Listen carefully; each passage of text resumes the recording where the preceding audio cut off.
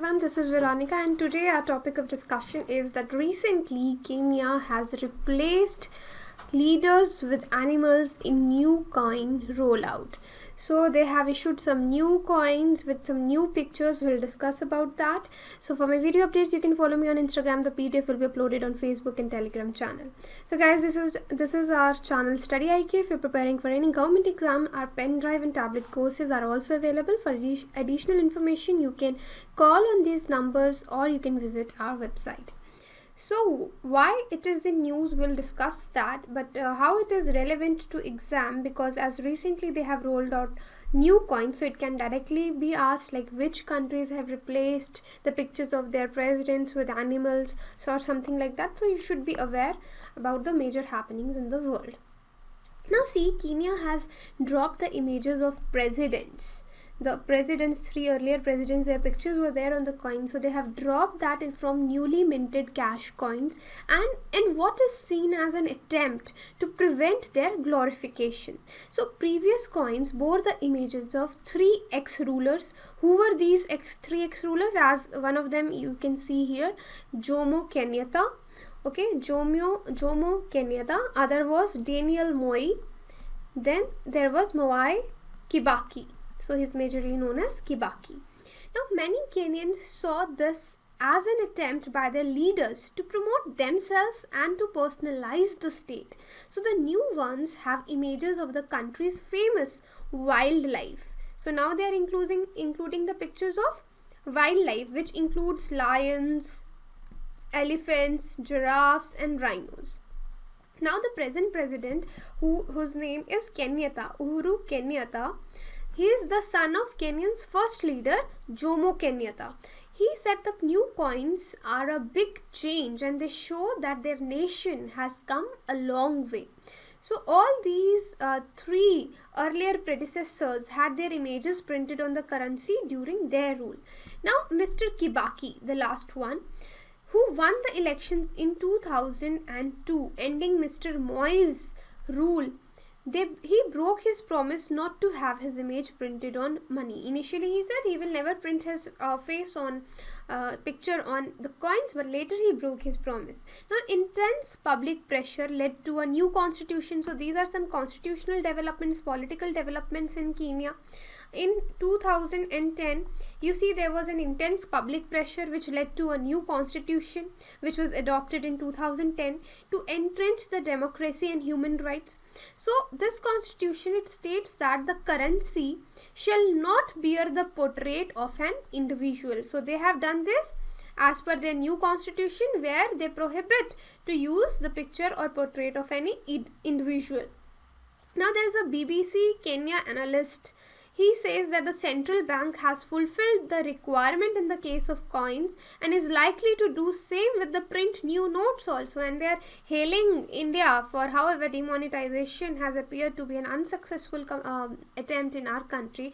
But however, the Kenyan people are giving examples of Indian demonetization to fight corruption. So they think that now they have to do the same thing with the print new notes also. And the bank has said, their central bank has said, that the choice of animals gives physical expression to newly reborn and prosperous Kenya and shows respect for the environment. So this is the background of this news. Now we'll see what kind of coins and pictures are there. So before the change, you see like this on the coins, the portraits of the leaders were there. Now Kibaki, the last president, he was supposed to turn up, he is Mr. Kibaki, he was supposed not to use his portrait on the coin, but he broke his promise also. But now you see, this is the new coin in the picture. They have done these changes with the 4 coins, the 5 shilling, their currency is Kenyan shilling. Okay, you need to remember this, Kenyan shilling. So with 5, 10, 20 shilling coins, now it will feature its renowned wildlife instead of the portraits of their presidents. So now the switch to animals was also made to comply with new Kenyan law. As I told you, they adopted new constitution in 2010. So now they are complying with their new law, new constitutions. So this explains that why they took the leaders off, but that why they are using the pictures of animals. Basically they are using because Kenya is known for their wildlife heritage, so that is why they are promoting the tourism of the country also. And this new look currency is also helpful to the visually impaired people also. They will be able to understand as they are engraved here. So by touching them they'll be able to know which coin is it. So it will help the visually impaired people also. So this is where maybe any objective can be asked. So here you see the denomination of shilling 1, 5, 10 and 20. They will have the following. So shilling 1 coin, it will have an image of a giraffe. Shilling 5 will have an image of rhino. Shilling 10 will have an image of lion, and 20 will have an image of an elephant. So this you can remember, this is something to remember. So this is all about the coins thing. So let's, as we are talking about Kenya now, so let's talk little about the position of Kenya on the world map. So some important features of its geography and the political status, political developments. So some facts here you can see, this is the world map, and this is here in Africa continent where the Kenya is, and one side it is touching the Indian Oceans, and on the other side there are different countries. So when we zoom in more, so you can see here is the Kenya, and when we zoom in more, so when Kenya is in news because of its the coin rollout policy, so maybe in prelims like they always ask what are the neighboring countries, so you should know which neighboring countries are there. So to the north is Ethiopia, here you can say Sudan, Uganda, Tanzania and Somalia. So Nairobi is the capital, and Mombasa is a very important city in Kenya.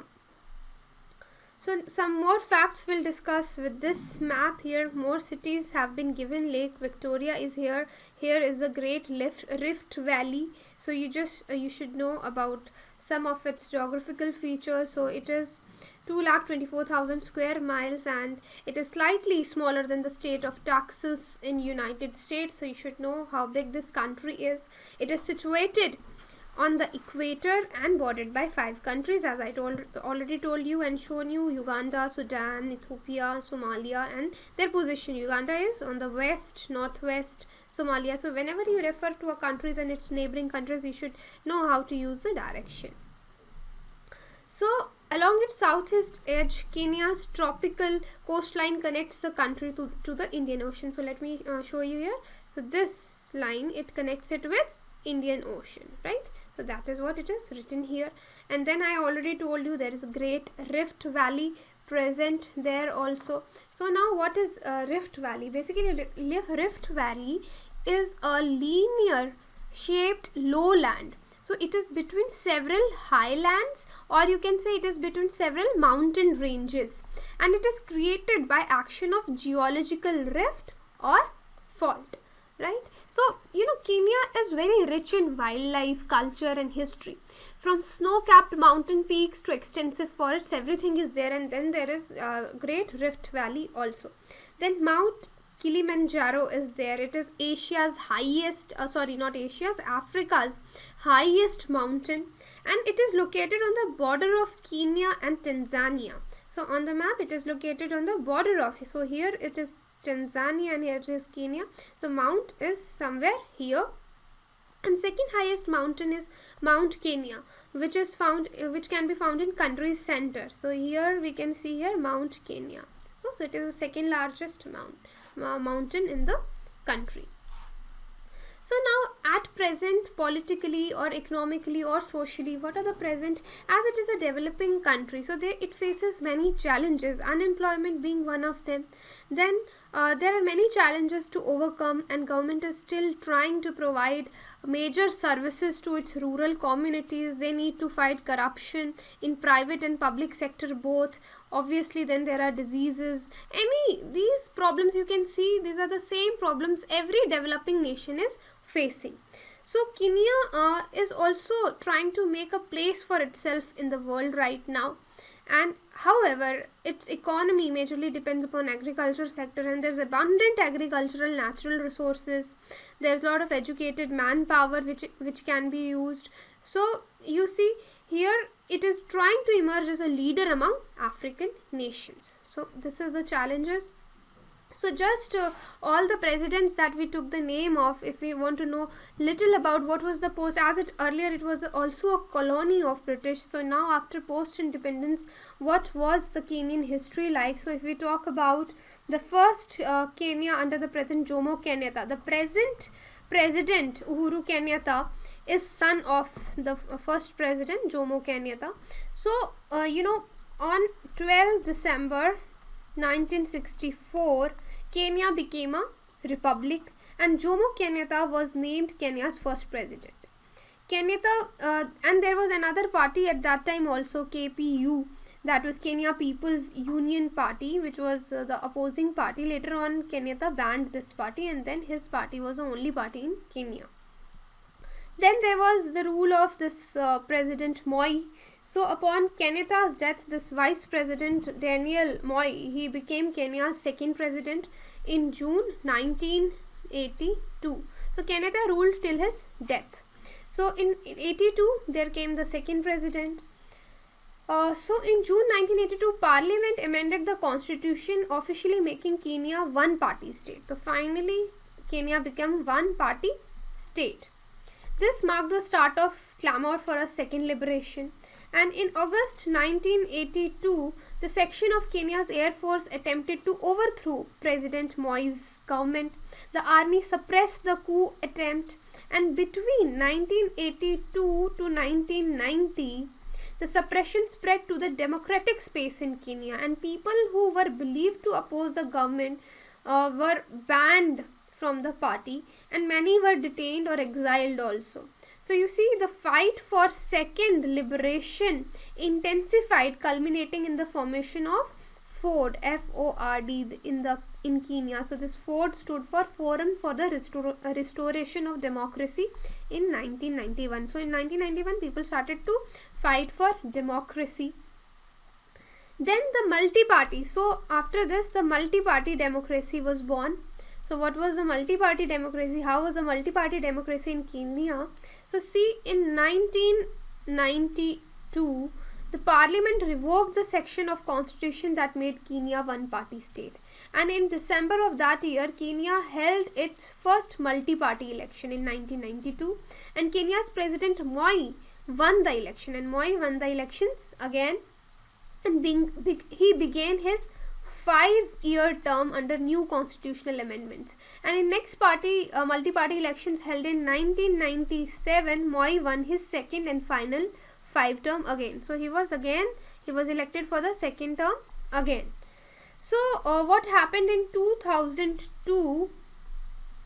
After the multi-party system is born and is successful, in 2002 the main opposition parties united under one coalition. So all the opposition parties united under one nation. So such things kept on happening. So if we talk about Kenya today, so after a peaceful general elections, they took place in 2013, and a landmark Supreme Court ruling that upheld Uhuru Kenyatta, as I already told you, is the present president, is son of Jomo Kenyatta. This Uhuru Kenyatta's presidential victory against his defeated rival, and Kenya has its first president elected under the new constitution. So new constitution was adopted in 2010. So the president Uhuru Kenyatta, he is mandated to rule Kenya for 5 years until the next election. So now President Uhuru Kenyatta is the son of founding president, as I already told you, Jomo Kenyatta. So this is all about Kenya and the features and the new policy they have brought in. So if you have any queries, you can contact me, and the PDF will be uploaded on the Telegram channel. Thank you.